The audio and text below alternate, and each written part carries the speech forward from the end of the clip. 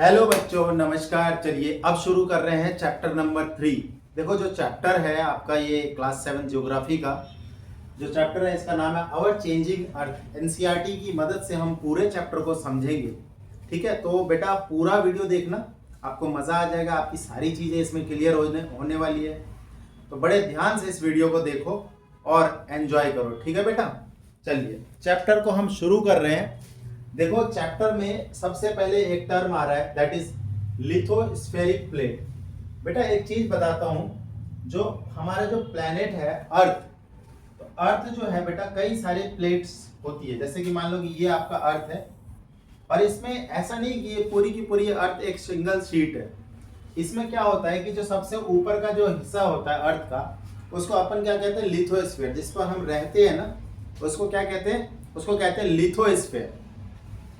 तो ये जो लिथोस्फीयर होता है ये कई प्लेट्स में या फिर कई बाउंड्रीज में ब्रेक हो रखी होती है बेटा। ये हो सकता है कि कुछ छोटी प्लेट हो, कुछ बड़ी प्लेट हो, ऐसे कई सारी प्लेट्स में डिवाइडेड है। इसमें हम देख रहे हैं कि कुछ बड़ी प्लेट है, कुछ छोटी प्लेट है।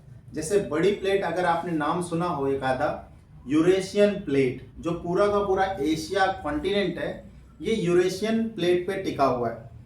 African plate, European plate, north American plate, south American plate, Pacific ocean का प्लेट, कई सारे छोटे और बड़े प्लेट्स हैं। और जब ये प्लेट्स बेटा मूव करते हैं, जब ये प्लेट मूव करते हैं तो पृथ्वी के ऊपर सतह पर, लिथोस्फीयर पर जहाँ पर हम रहते हैं, अलग अलग एक्टिविटीज, जैसे कि हमें अर्थक्वेक देखने को मिलता है, जैसे कि वॉल्केनिक इरप्शन होते हैं, जैसे कि इरोजन वगैरह भी होते हैं, बहुत सारी चीजें देखने को मिलती है।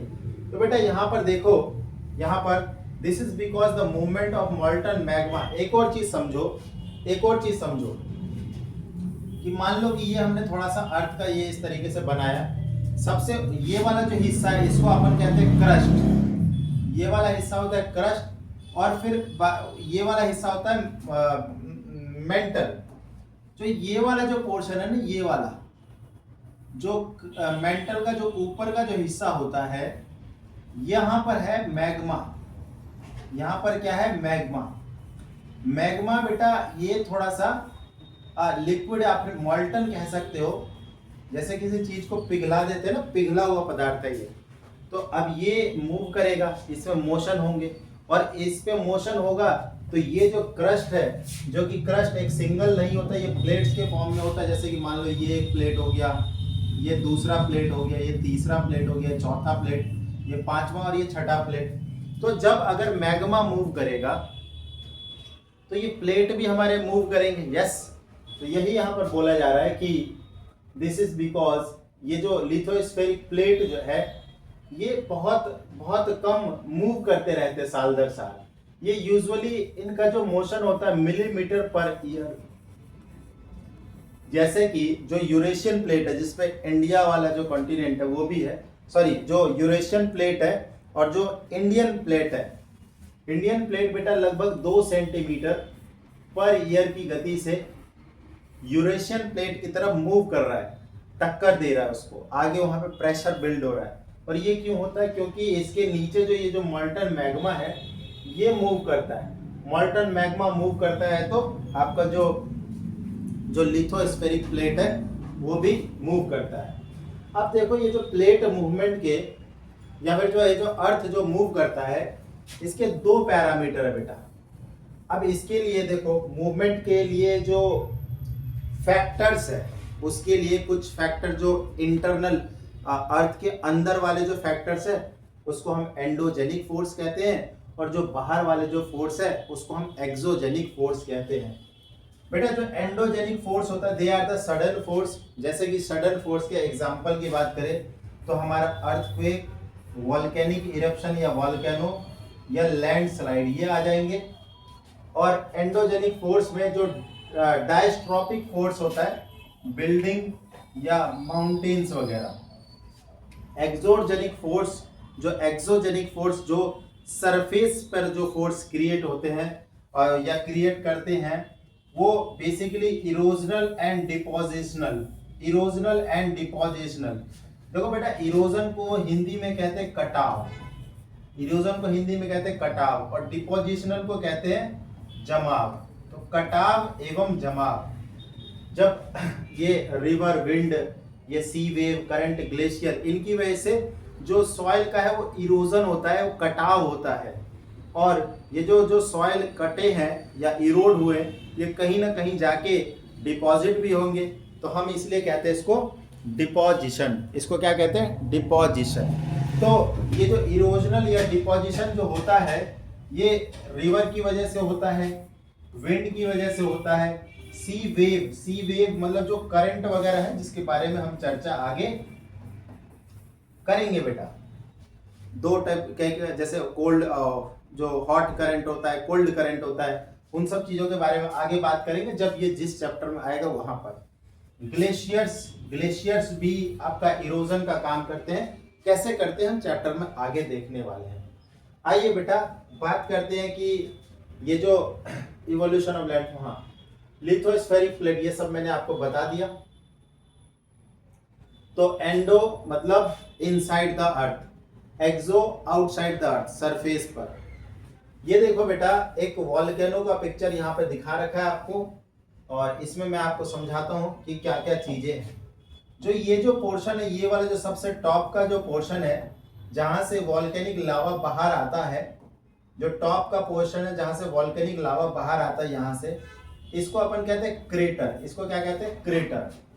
और जो ये वाला जो हिस्सा है ना, ये वाला, ये इसको कहते हैं मैग्मा चैम्बर। इस हिस्से को क्या कहते हैं? Magma chamber. यहाँ पर सारा का सारा मैग्मा भरा हुआ है। यहाँ पर ये लिक्विड मोल्टन लावा, मोल्टन मैग्मा यहाँ पर भरा हुआ है।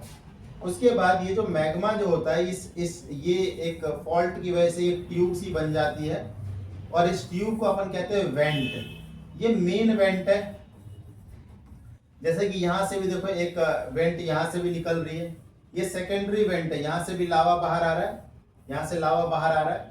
और क्रेटर से बेसिकली यहाँ से जब ज्वालामुखी फटता है, तो यहाँ से जो ऐश और गैस जो है वो बाहर आती है।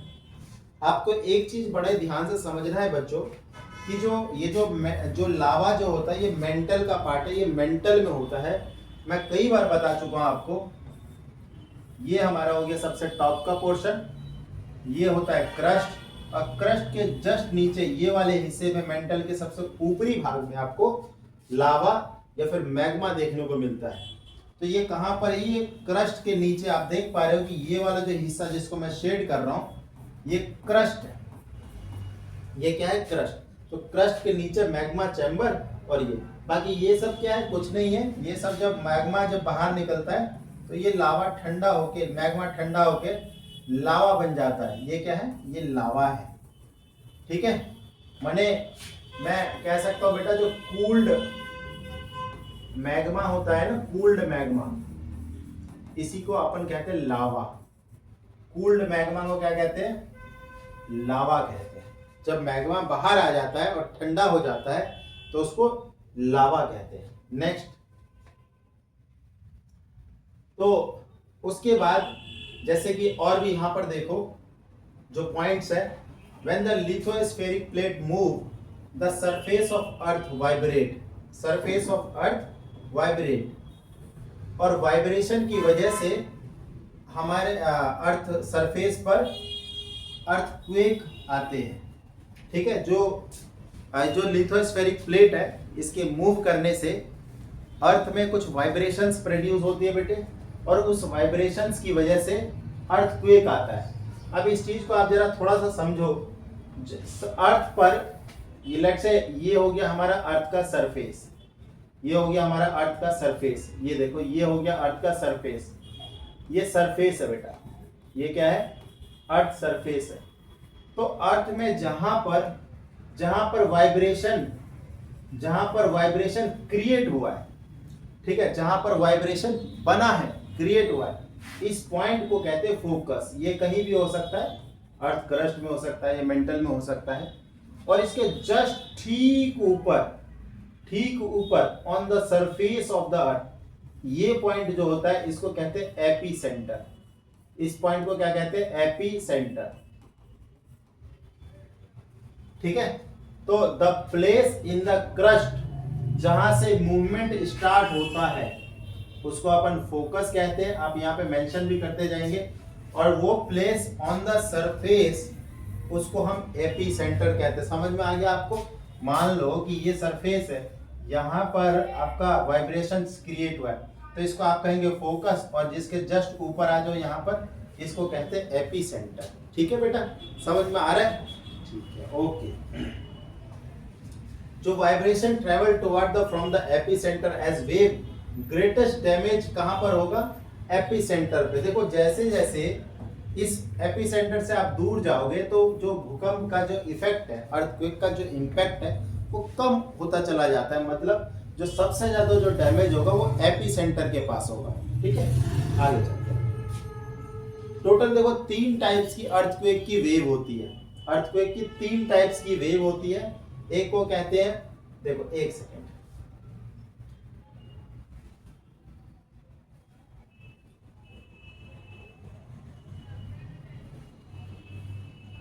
बेटा जो अर्थक्वेक की जो वेव होती है, अर्थक्वेक की जो वेव होती है, ये आपकी 3 टाइप की वेव होती है। 3 टाइप की कौन सी होती है? एक होती है पी वेव, ये प्राइमरी वेव, जहां पर ओरिजिनेट होती है ना, पी फॉर प्राइमरी वेव, ये उसको कहा जाता है। और सेकेंडरी वेव, एस वेव, ये ओरिजिनेट होने के बाद जब ट्रेवल करती है उसको कहते हैं सेकेंडरी वेव। और एक एल वेव होती है, लॉन्गिट्यूडनल वेव, ये parallel to the surface travel करती है। हालांकि उतना डिटेल में आपको ये सब नहीं जानना। यहाँ पे बेटा आपको एक बहुत ही इंडिया के भुज जो शहर है गुजरात में, वहां पर आए एक बहुत डिजास्टर, मतलब एक बहुत भयंकर भूकंप आया था, उसके बारे में यहाँ पे डिटेल दी गई है। ये हमारे 26 जनवरी 2001 को ये आया था बेटा, बहुत ही भयंकर था। आप देखोगे कि यहाँ पर रिक्टर स्केल पे जो इसका जो मेजर है वो 6.9 का था। लगभग ये 7 रिक्टर स्केल का अर्थक्वेक भुज में देखा गया था। गुजरात में पड़ता है ये, और बहुत ज्यादा डिस्ट्रक्शन ये हुआ था। One of the deadliest earthquake of the Indian history इसको माना जाता है। ऐसा माना जाता है कि ये इंडिया में आए कुछ सबसे बड़े भूकंपों में से एक है। इसमें बहुत ज़्यादा डिजास्टर हुआ था। और यहाँ पर एक दो बातें हैं यहाँ पर बेटा। 2 बातें क्या है आपको समझना है। एक होता है बेटा सीस्मोग्राफ, एक होता है सीस्मोग्राफ, और एक होता है रिक्टर स्केल। एक होता है रिक्टर स्केल। तो रिक्टर स्केल में भूकंप का बेटा मैग्नीट्यूड को मेजर किया जाता है। ठीक है, measure the magnitude of earthquake. देखो अर्थक्वेक, अर्थ का मतलब तो अर्थ हो गया, क्वेक मतलब होता है वाइब्रेशन। अर्थ का वाइब्रेट हो जाना इज कॉल्ड अर्थक्वेक। और देखो सिस्मोग्राफ क्या होता है? सिस्मोग्राफ एक मशीन है जो कि अर्थक्वेक आया है इस चीज को मेजर करता है। ठीक है, मशीन या फिर device which detect the earthquake. ये अर्थक्वेक को डिटेक्ट करता है, और डिटेक्ट करने के बाद एक स्केल आपको ग्राफ सा दे देता है, वो सिस्मोग्राफ होता है। अब वो ग्राफ की स्टडी की जाती है और उसमें ये बताया जाता है कि भाई इतने रिक्टर स्केल का ये भूकंप आया है। यूजुअली इस पर जो अर्थक्वेक, इस पर 1 से लेकर 10 तक का डेटा होता है। देखो 1 से लेकर 2 तक का जो भूकंप होता है ये बिल्कुल ना के बराबर भूकंप है, पता भी नहीं चलता कि भूकंप आया है। 3 से लेके 5 तक का जो भूकंप है, ये जो अर्थक्वेक है, ये थोड़ा सा माइनर अर्थक्वेक माना जाता है। और 5 से बड़े, 5 से लेके 6 तक का मेजर, और 6 से लेके जो 8 तक का है, ये बहुत बड़े भूकंप जो है माने जाते हैं। ठीक है, ये इस तरीके से कुछ क्लासिफिकेशन है। अब इस चैप्टर में हम थोड़ा सा आगे बढ़ते हैं बेटा जी, और कुछ हम मेजर लैंड फॉर्म के बारे में बात करेंगे। देखो मेजर लैंड फॉर्म लैंडफॉर्म कैसे बनते हैं, लैंडफॉर्म कैसे बनते हैं। देखो कई तरीके हैं लैंडफॉर्म के बनने के, रिवर की वजह से, विंड की वजह से, ग्लेशियर्स की वजह से, ये तीनों ही रीजंस हो सकते हैं नए लैंडफॉर्म बनने के। बेटा यहाँ पर एक देखो, यहाँ पर एक चीज है, मेजर लैंडफॉर्म में दो वर्ड आ रहे हैं यहाँ पर, the landscape is being continuously worn away by two process. एक प्रोसेस यहाँ पर दिया हुआ है वेदरिंग और एक दिया हुआ है इरोजन। तो ये दोनों वर्ड की मीनिंग और डेफिनेशन आपको बेटा याद रख लेना है इसका, वेदरिंग और इरोजन। बहुत काम का है ये डेफिनेशन, बिल्कुल आप अपनी बुक से नोट्स बनाओगे तो आपको लिखना है। तो वेदरिंग क्या है, is the breaking up of the rock on the earth surface.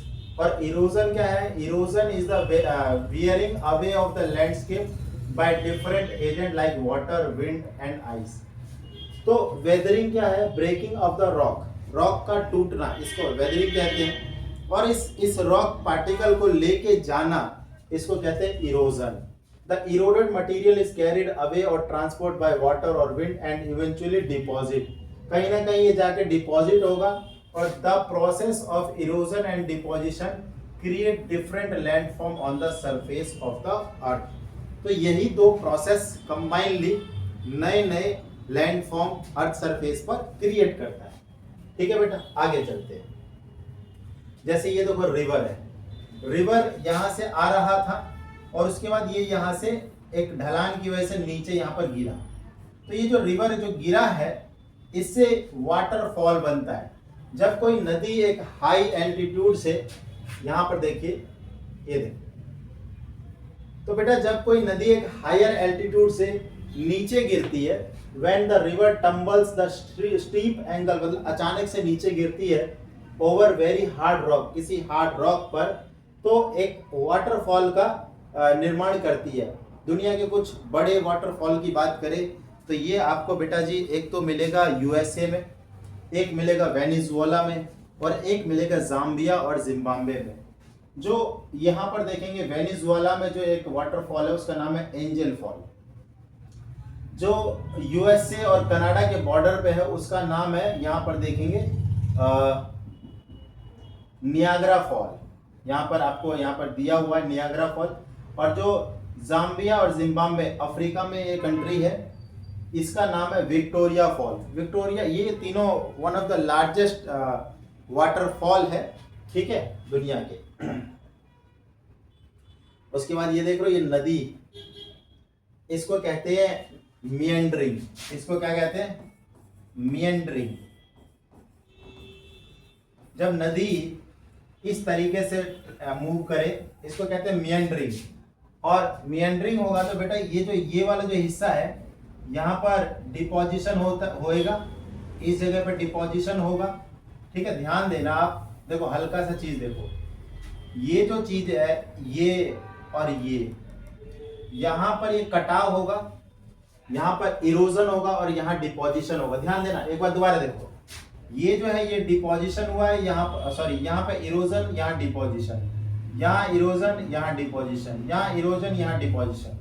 तो इस तरीके से जब नदी ऐसे ऐसे ट्रेवल करता है, this is called meandering of river. और कभी कभी क्या होता है, ये मिएंडरिंग इतनी ज्यादा होती है, देखो ये ऐसा रहा होगा तो ये हिस्सा कट के बाहर निकल गया, और जो हिस्सा ऐसे इस तरीके से कट के बाहर निकल गया, इसको कहा जाता है ऑक्सबो लेक। इसको क्या कहा जाता है, ऑक्सबो लेक। हिंदी में इसको कहा जाता है गोखुर लेक, गोखुर झील, इसको कहा जाता है गोखुर झील। इस तरीके से बनता है। इंडिया में जो सबसे बड़ी ऑक्सबो लेक है, वो उसका नाम है, एक सेकेंड, उसका नाम है, मैं भूल गया इसका नाम, इसका नाम है बेटा, ये बिहार में पड़ता है। बिहार में एक जिला है, उसका नाम है बेगूसराय। बिहार के बेगूसराय जिले में एक झील है, उस झील का नाम है कवर झील, कवर झील या फिर कवर लेक। ये वर्ल्ड की सबसे बड़ी ऑक्सबो लेक है बेटा, वर्ल्ड की कह रहा हूं मैं, इंडिया की नहीं, वर्ल्ड की सबसे बड़ी ऑक्सबो लेक है ये। ठीक है, तो ये हमने एक एग्जांपल भी देख लिया।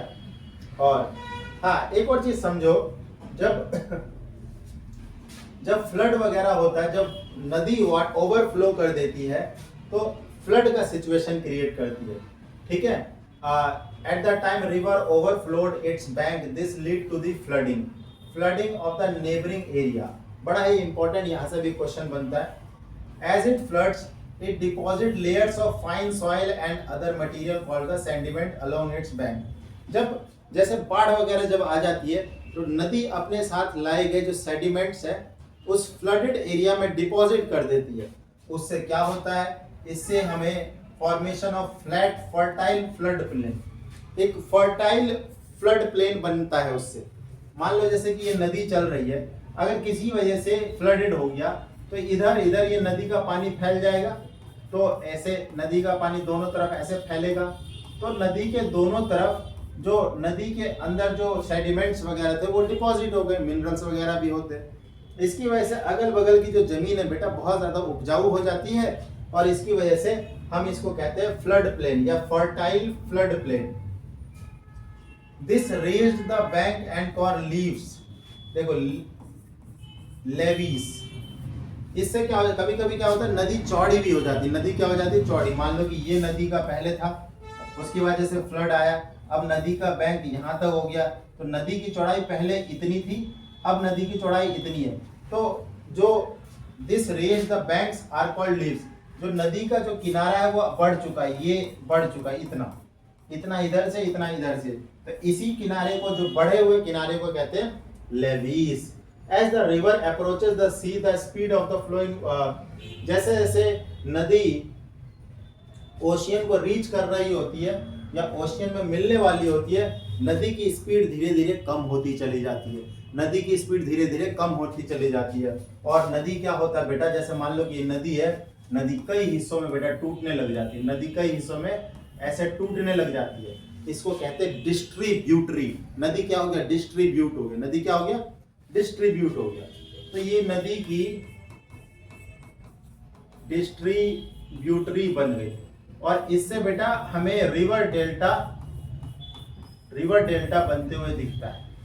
जैसे अगर मैं इंडिया में एग्जांपल की बात करूं तो एक नदी आप लोगों ने सुना होगा, नदी का नाम है गंगा, ठीक है। गंगा नदी जो आपका जो वेस्ट बंगाल स्टेट है, और जो वेस्ट बंगाल स्टेट में एक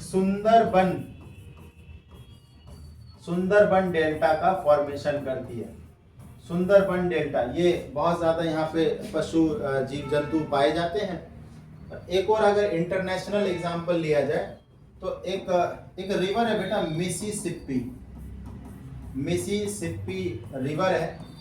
ये रिवर जो है यूएसए में पाई जाती है, ठीक है।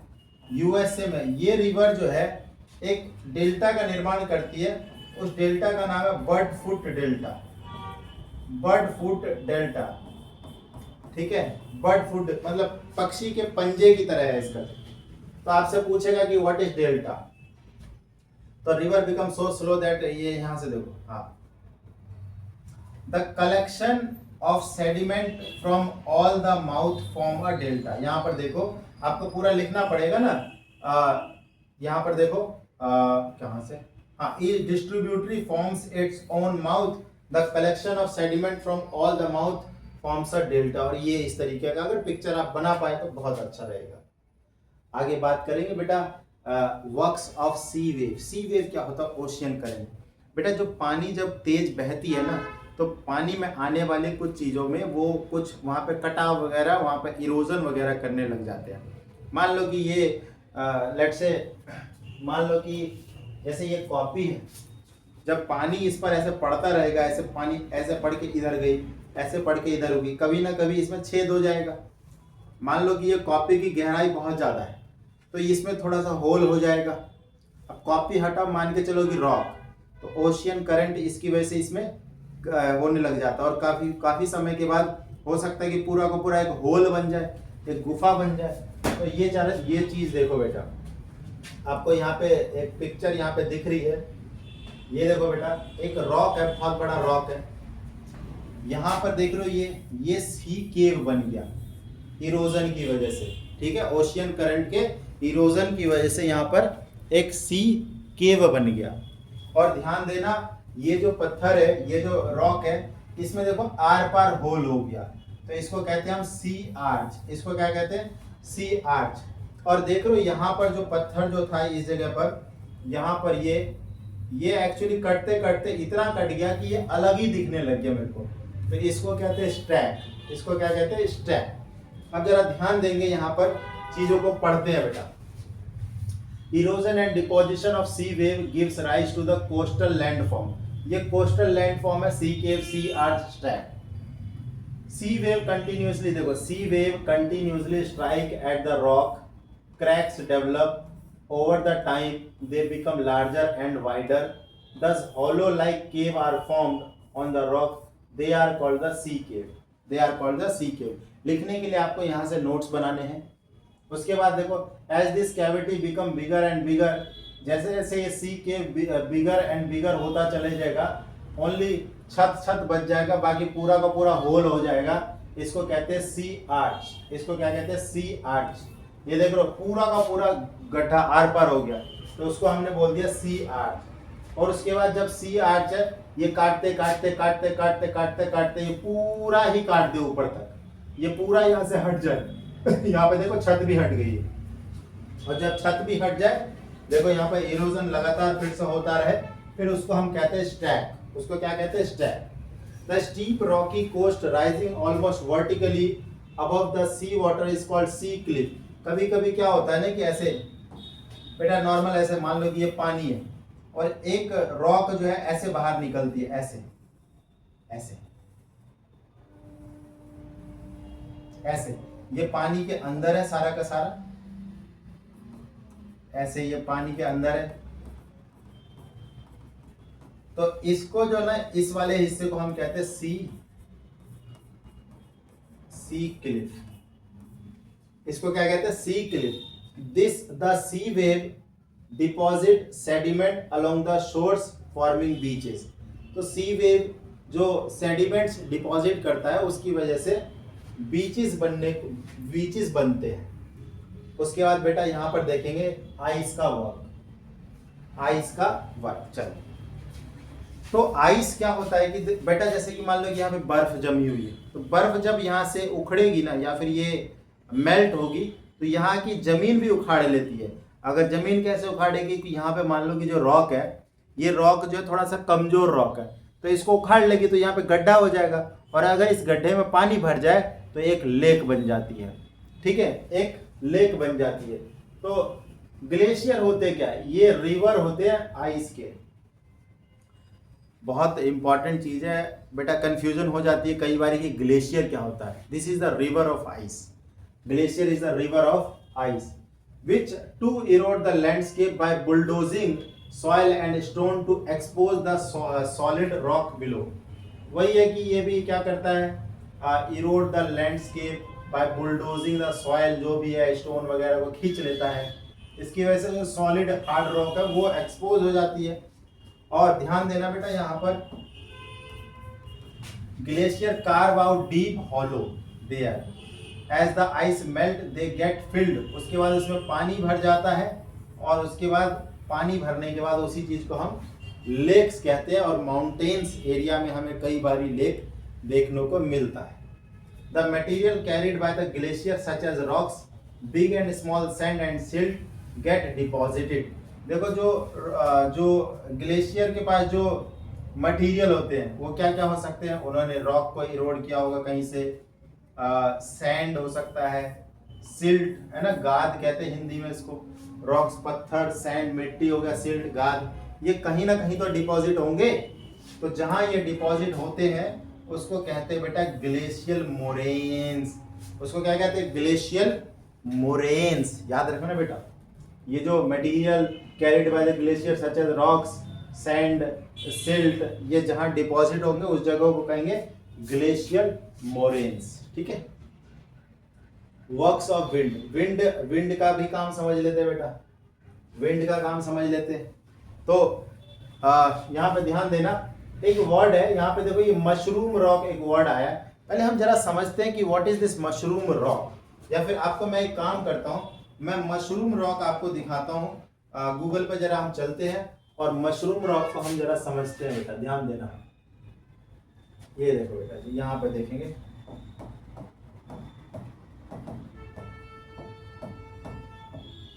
Mushroom rock.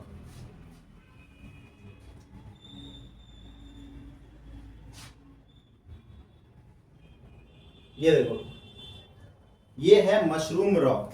इसमें क्या होता है कि जो एयर जो है ना, एयर की वजह से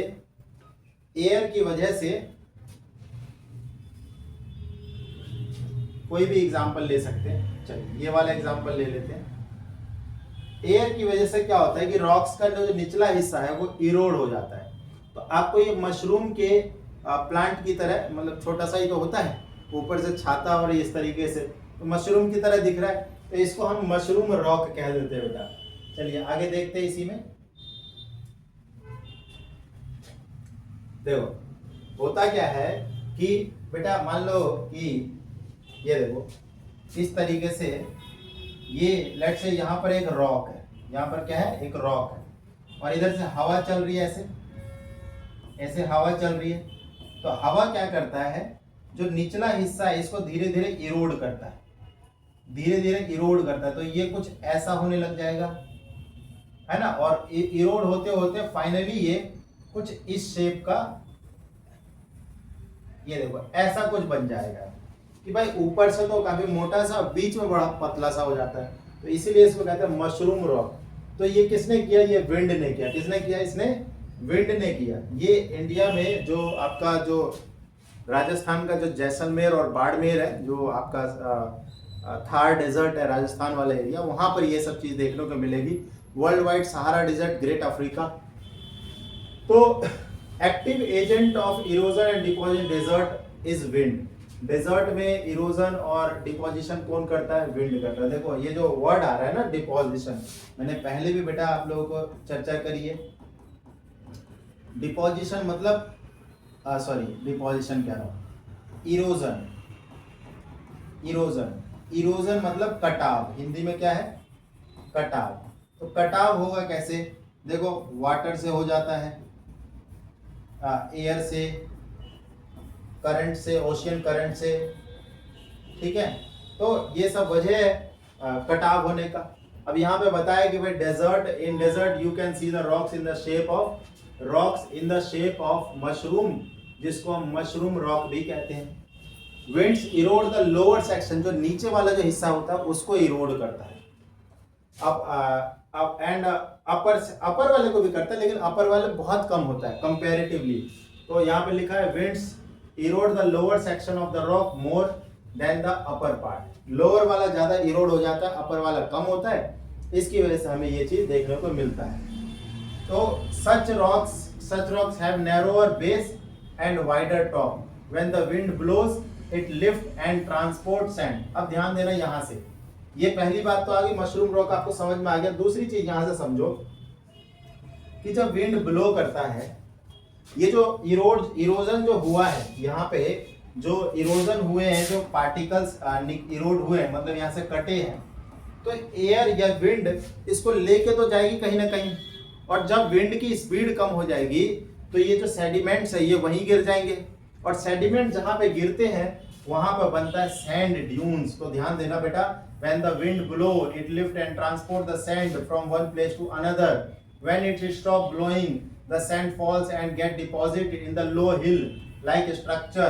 These are called sand dune का फॉर्मेशन हो जाता है बेटा। किसका फॉर्मेशन हो जाता है, सैंड ड्यून्स का। और एक बात और कहेंगे बेटा, तीसरी बात यहाँ पर क्या है वो भी ध्यान देना।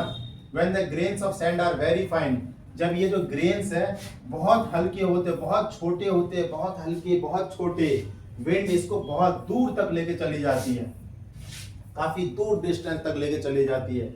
और जब एयर की या विंड की स्पीड कम होती है, तब ये एक बहुत बड़े से एरिया में डिपॉजिट हो जाते हैं। बताओ बेटा जी, समझ में आया कि नहीं आया? बहुत बड़े एरिया में डिपॉजिट हो जाता है, और उस बड़े एरिया को हम लूसिस कहते हैं, लोइसिस भी कहते हैं, या सिंपल लॉइस भी कहते हैं। Large deposit लॉइस is found in China. तो ये एग्जांपल यहाँ पे दिया हुआ चाइना में बेटा, इस तरीके से देखो डेजर्ट, राजस्थान डेजर्ट वगैरह आपके दिमाग में यही चीज आती है। इसको कहते कहते क्या, लॉइस कहते हैं। क्या आपके दिमाग में ये आया मशरूम रॉक? क्या आपके दिमाग में सैंड ड्यून्स आए? आना चाहिए बेटा, बिल्कुल आना चाहिए।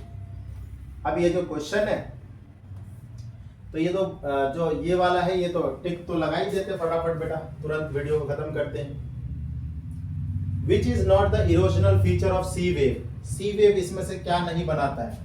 तो बेटा बताओ, सी वेव देखो, सी केव तो बनाता ही है। क्या ये बीच बनाता है? नहीं, बीच नहीं बनाता। बीच जो है वो डिपोजिशन से बनता है, तो आंसर आपका बी हो जाएगा इसका। Depositional feature of glacier, deposit करके क्या बनाता है? क्या फ्लड प्लेन बनाता है? देखो फ्लड प्लेन बीचेस बनाता है, मोरेन बनाता है। हाँ बेटा देखो, डिपॉजिट करके मोरेन बनाता है ना। फ्लड प्लेन तो रिवर का डिपोजिशनल फीचर हो गया, और बीच जो है ये ओशियन करंट का डिपोजिशनल फीचर हो गया। मोरेन जो होता है ग्लेशियर का डिपोजिशनल फीचर होता है। सडन मूवमेंट ऑफ अर्थ किसकी वजह से होता है? बेटा वॉल्केनो की वजह से होता है। Mushroom rock are found in, कहां पर? डेजर्ट एरिया में। Oxbow lake are found in, कहां पर? रिवर वैली में। कहां पर? रिवर वैली में। आगे बढ़ते बेटा जी। हाँ बेटा, ग्लेशियर को मिलाना है, किससे मिलाओगे ग्लेशियर को? ग्लेशियर को मिलाओगे ग्लेशियर, सी शोर, mushroom, river of ice. River of ice, meander कहाँ पे? रिवर, मियंडर रिवर हो जाएगा। बीच कहाँ मिलेगा आपको? नजर, समुद्र किनारे। सैंड ड्यून आपको डेजर्ट में मिलेगा बेटा। वाटरफॉल, हाँ हार्ड बेड रॉक, जहाँ पर हार्ड बेड रॉक होंगे वाटरफॉल बनते। अर्थक्वेक, वाइब्रेशन, ठीक है, अर्थक्वेक वाइब्रेशन। सी क्लिफ, अच्छा ठीक है, इधर ज्यादा है उधर कम है, इसीलिए दो छूट गए। ठीक है, तो उम्मीद है आपको चीजें समझ में आई होगी। हाँ बेटा, एक और आखिरी चीज, ये क्वेश्चन आंसर भी आपको मेरे टेलीग्राम चैनल पे मिलेगा। चैनल का नाम देखो, कैम क्रश है। तो कैम क्रश रवि सर नाम से एक टेलीग्राम चैनल है, वहां पर आपको इन क्वेश्चंस के आंसर मैं भेज दूंगा, डाल दूंगा।